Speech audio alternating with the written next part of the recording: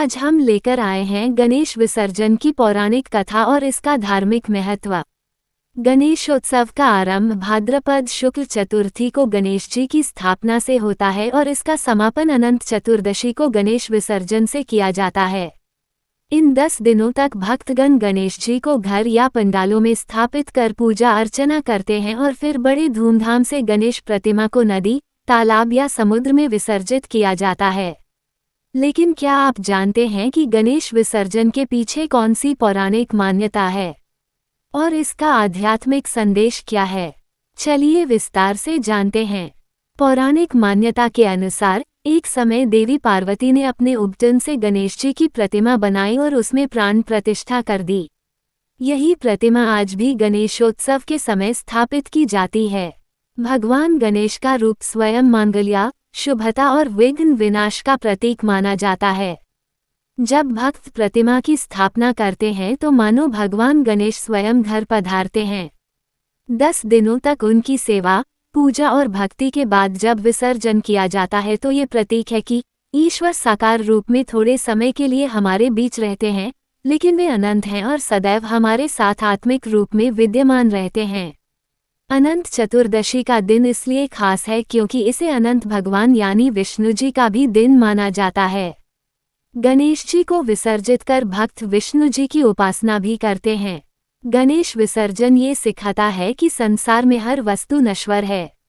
हमें किसी भी रूप, वस्तु या देह के मोह में नहीं पड़ना चाहिए। ईश्वर निराकार और अनंत हैं, उनका वास हमारे हृदय और आत्मा में है।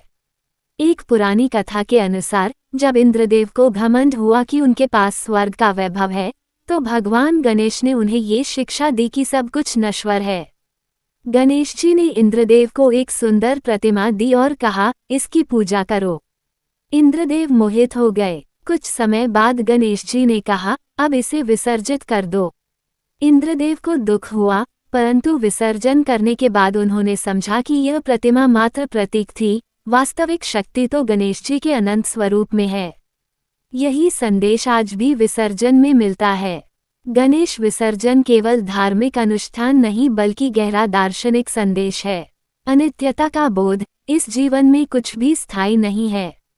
त्याग का महत्व, जिसे हम प्रेम से पूजते हैं, समय आने पर त्यागना भी सीखना चाहिए।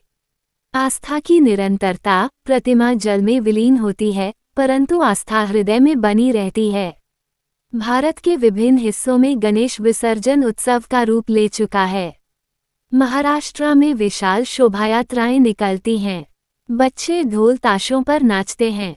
लोग गणपति बप्पा मोरया, अगले बरस तू जल्दी आ के नारे लगाते हैं। नदियों और समुद्र में प्रतिमाएं विसर्जित की जाती हैं। ये लोक परंपरा समाज को जोड़ने, एकता और उत्साह बढ़ाने का कार्य करती है। गणेश विसर्जन हमें ये सिखाता है कि जीवन का हर आरंभ एक दिन अंत को पाता है, लेकिन वह अंत केवल रूप का होता है, तत्व का नहीं। भगवान गणेश का स्वरूप मिट्टी का हो सकता है, परंतु उनकी महिमा, उनकी कृपा और उनका आशीर्वाद सदा हमारे जीवन में बने रहते हैं। गणेश विसर्जन केवल एक धार्मिक परंपरा नहीं बल्कि त्याग, समर्पण और अनंत ईश्वर के स्वरूप की याद दिलाने वाला पर्व है। इस दिन हमें ये संकल्प लेना चाहिए कि हम गणेश जी की तरह ज्ञान, विवेक और कर्तव्य निष्ठा के मार्ग पर चलेंगे। गणपति बप्पा मोरया, अगले बरस तू जल्दी आ। अगर आपको यह वीडियो जानकारी पूर्ण लगा हो तो लाइक और सब्सक्राइब करें और अपने दोस्तों को शेयर करते हुए एक अच्छा सा कमेंट भी जरूर करें।